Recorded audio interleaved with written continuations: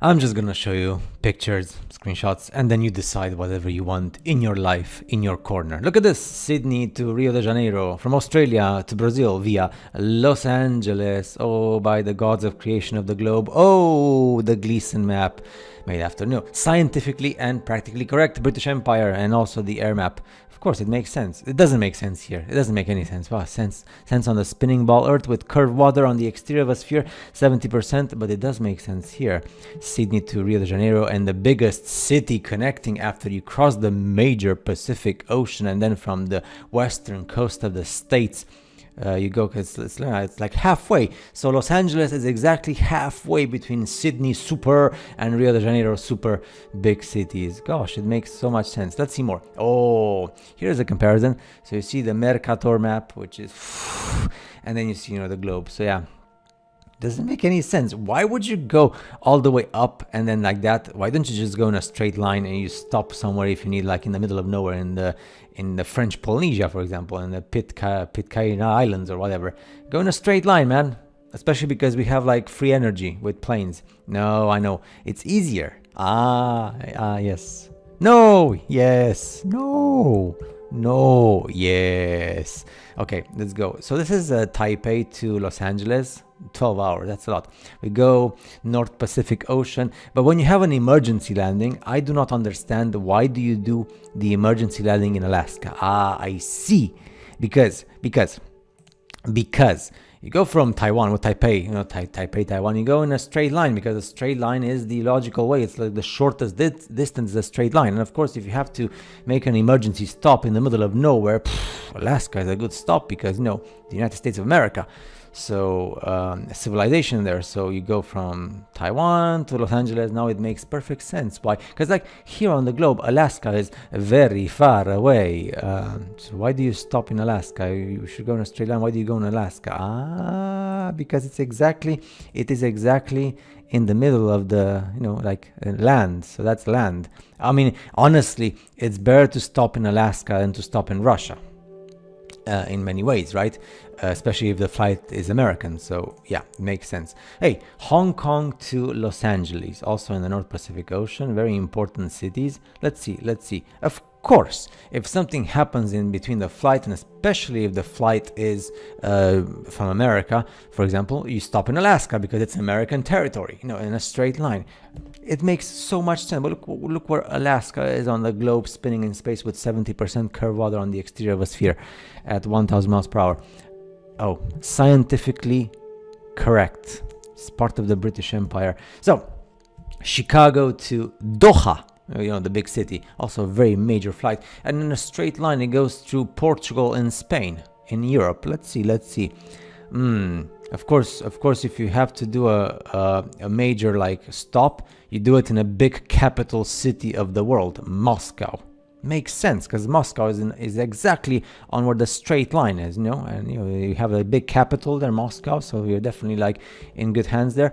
So yes, it does make sense, but it doesn't make sense here. In a straight line, you go through Spain, but you don't go to Spain, you go to Moscow. Spain and Portugal are very far away. So this one is very struggling for me because after Canadians and Australians are a big part of this channel, but now what am I gonna do? Because because they're on the globe, they're so far away, Canada and Australia. So are Canadians from Vancouver in a straight line, and then Australians from Sydney upside down, or are Australians good and Canadians upside down? Or is it because the Earth is spinning, they're upside down according to how the position of the Earth is in space? So right now, Sydney is okay, Australia, but Canada, Vancouver. But if you look at the world like this, then it's Vancouver, Canada. So I'm struggling because I never know how to please everybody. It's impossible to please everybody on a spinning ball Earth with 70% water. But when you see the flat plane, everybody's pleased. So yes, and this one is easy because there's no Japanese people watching my channel, so nobody's gonna care. So in this case, this is bad. No, it has to be, of course, Auckland, Auckland, New Zealand, and Tokyo. So we have to do this because there's more people on this channel from New Zealand than from Japan. Pretty much there's nobody from Japan. So in this case, it's always good to put Auckland straight, and then Tokyo and Mount Fuji upside down with your butt up, because That's the logical way of pleasing the public. So yes, it's so hard to please everyone on the blue marble, on the globe, curvature, water. It's so hard. Hey, you know the map with the weather, with the temperatures? Do you understand this? It's very simple. And that's why, it's very simple why it's super cold here. No, blue is super cold. Also like blue in the south here, what we call South Argentina and stuff. And in the parts of Australia here in the south also, understand how the sun moves. Of course, it's an analema. And also, like, for example, if you go to Mexico, super hot, like, Mexico and Africa here, super hot. And then places like in the north of South America, like in Colombia, it's like the eternal spring because it's not the hotness of the hotness like here when it's red, but it's orange. So like where it's orange, that's where you want to be.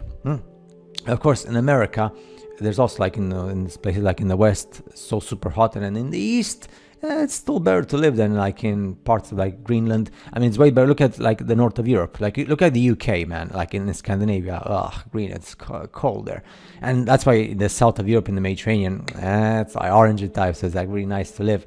So do you understand the currents and the weather? It's so simple. If you see this on the globe spinning in space with curved water, it's so sad, really. And this is the air map.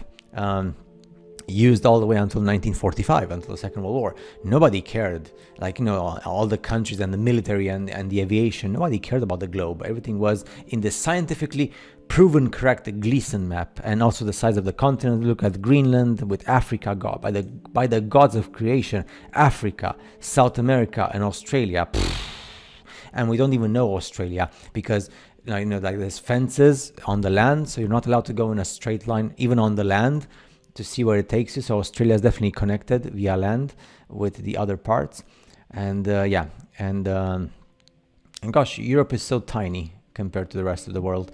Let's see. Look, this is how you define north and south. Do you understand why your compass always shows north no matter where you are?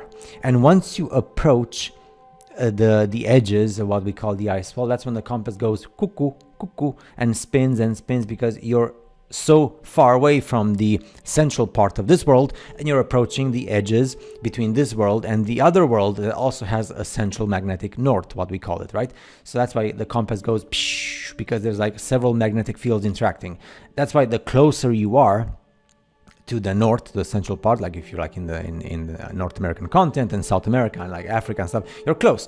So that's why the compass shows you north, north, north, no matter where you are. That's how we define north and south. It's so simple. And a compass only works on this and not on the globe. So a compass never works on this. No, it works on this and this and this.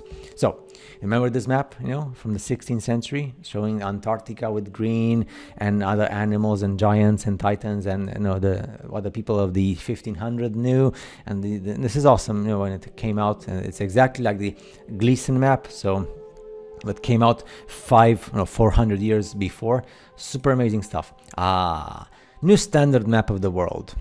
On the projection of J.S. Christopher, Modern College, Blackheath, England, scientifically and practically correct. Patent allowed, November, 15th, 1892, the end of the 19th century, and before the reset, also like something like whatever, England, Canada, France, I have like the high definition map. I just put this here for the purpose of this video. And what it feels like when you realize, I'm afraid to say those last words because people categorize you as, and they don't like you, and everyone else is still plugged into the the Matrix movie as a metaphor and description of the world and everything. It's super important. It doesn't mean that you're like this in the real world. If you see it as a metaphor, it's super amazing. It's just like reading the Ecclesiastes book or the Enoch book. So unplug from the Matrix, and research.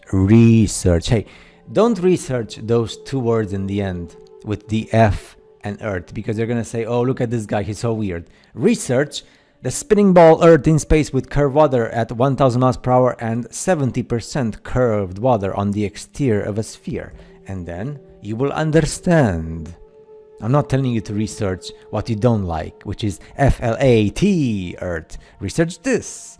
Research the globe. Research the Mercator projection. Research what you don't like to research. See, it's so simple. I hope you understood. I hope you understand. I mean, look, from all the video, just take these two photos, 1 and 2, and that's it. Do you understand? And then you can go in deeper and deeper and deeper until you get to this point. Now, I'm still struggling. Please, if you're from Canada or Australia, let's do something. The more votes from Canada or the more votes from Australia, and that's going to decide if Canadians are okay on the spinning ball Earth with 70% curved water, or if Australians are on correct mode on the 70% curved water spinning in space, because I'm struggling. Or maybe we should just put it like this, and then no one is correct, because we're like in the middle, like when the Earth is spinning, so like vertical. Yes, I understand now. I love science, even though it's not science. See you next time. Take care.